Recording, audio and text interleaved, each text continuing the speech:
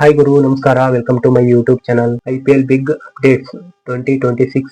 IPL ನಲ್ಲಿ Rajasthan Royals ಎರಡನೇ ಅತ್ಯಂತ ದುಬಾರಿ ಫ್ರಾಂಚೈಸಿ ತಂಡವಾಗಿದೆ. ಹಾಗಾದ್ರೆ ನಂಬರ್ 1 ದುಬಾರಿ ಫ್ರಾಂಚೈಸಿ ತಂಡ ಯಾವುದು ಅಂತ ನೋಡೋದಾದ್ರೆ, ಅದಕ್ಕೂ ಮುಂಚೆ ವಿಡಿಯೋನ ಲೈಕ್ ಮಾಡಿ. ಹಾಗೆ ಇನ್ನು ಯಾರು ನಮ್ಮ ಚಾನಲ್ಗೆ ಸಬ್ಸ್ಕ್ರೈಬ್ ಮಾಡಿಲ್ವೋ ಬೇಗ ಸಬ್ಸ್ಕ್ರೈಬ್ ಮಾಡಿ.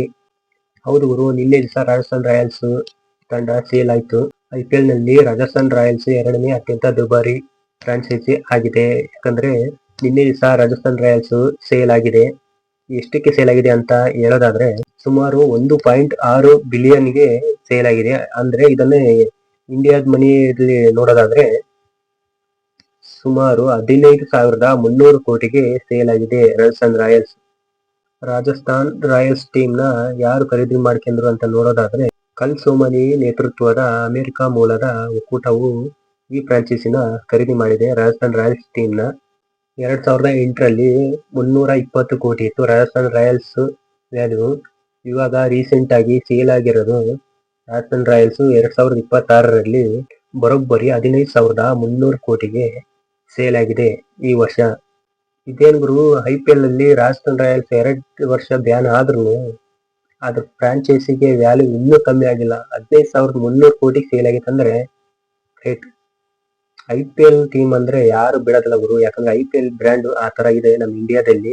ಮುಂದೆ ನೋಡ್ಬೇಕು ರಾಜಸ್ಥಾನ್ ರಾಯಲ್ಸ್ ಟೀಮು ಯಾವ ತರ ಚೇಂಜಸ್ ಆಕತಿ ಅನ್ನೋದು. ಹಾಗೆ ಲೋಗೋನ ಚೇಂಜ್ ಮಾಡ್ತಾರೋ ಅಥವಾ ನೇಮ್ ನ ಚೇಂಜ್ ಮಾಡ್ತಾರೋ ಅಂತ ಕಾದ್ ನೋಡ್ಬೇಕು. ಈ ಸದ್ಯಕ್ಕೆ ಅದ್ರ ಬಗ್ಗೆ ಯಾವುದೇ ಅಪ್ಡೇಟ್ಸ್ ಬಂದಿಲ್ಲ, ಕಾದ್ ನೋಡ್ಬೇಕು. ರಾಜಸ್ಥಾನ್ ರಾಯಲ್ಸ್ ಈ ಸಲ ಯಾವ ತರ ಪರ್ಫಾರ್ಮೆನ್ಸ್ ಕೊಡ್ತತಿ, ಹಾಗೆ ಟೀಮ್ ಓನರು ಯಾವ್ಯಾವ ತರ ಟೀಮ್ ಲೋಗೋನ ಅದನ್ನು ಚೇಂಜ್ ಮಾಡ್ತಾರೋ ಇಲ್ವೋ ಅನ್ನೋದು ಮುಂದಿನ ದಿನದಾಗೆ ಗೊತ್ತಾಗುತ್ತೆ, ಕಾದ್ ನೋಡ್ಬೇಕು. ನೆಕ್ಸ್ಟ್ ಅಪ್ಡೇಟ್ ನೋಡೋದಾದ್ರೆ, ಡೆಲ್ಲಿ ಕ್ಯಾಂಪ್ ಇಂದ ಒಂದು ಬಿಗ್ ಶಾಕಿಂಗ್ ಅಪ್ಡೇಟ್ಸ್ ಬಂದಿದೆ ಗುರು. ಹ್ಯಾರಿ ಬ್ರೂಕ್ಸ್ ಮತ್ತೆ ಬೆನ್ ಡಂಕೆಟ್ IPL ಇಂದ ಔಟ್ ಆಗಿದೆ ಗುರು.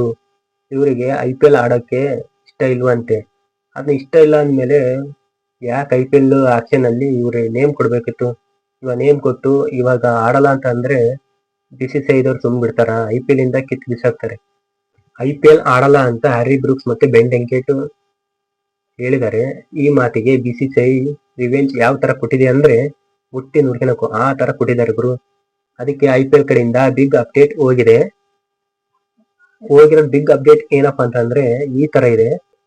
ಹ್ಯಾರಿ ಬ್ರೂಕ್ಸ್ ಮತ್ತೆ ಬೆನ್ ಡಂಕೆಟ್ಗೆ 3 ವರ್ಷ IPL ಇಂದ ಬ್ಯಾನ್ ಮಾಡಿದ್ದಾರೆ.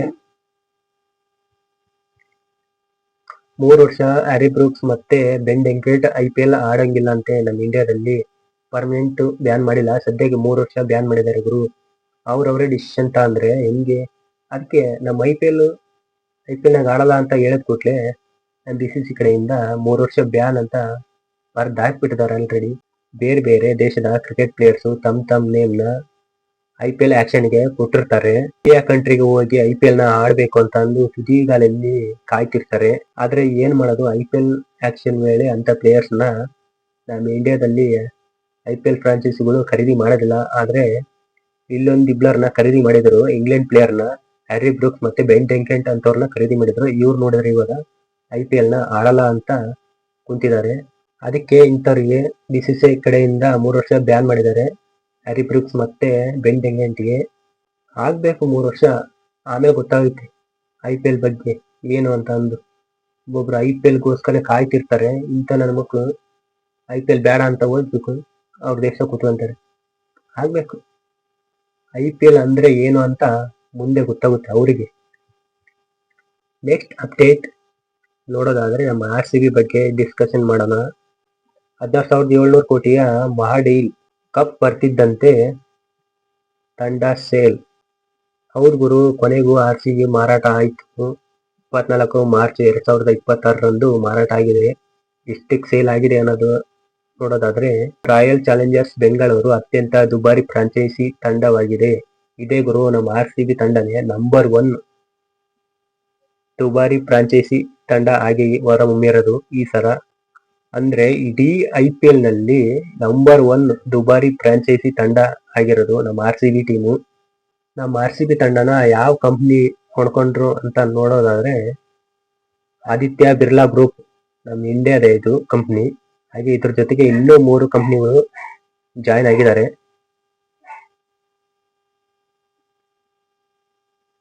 David Blitzer American investor.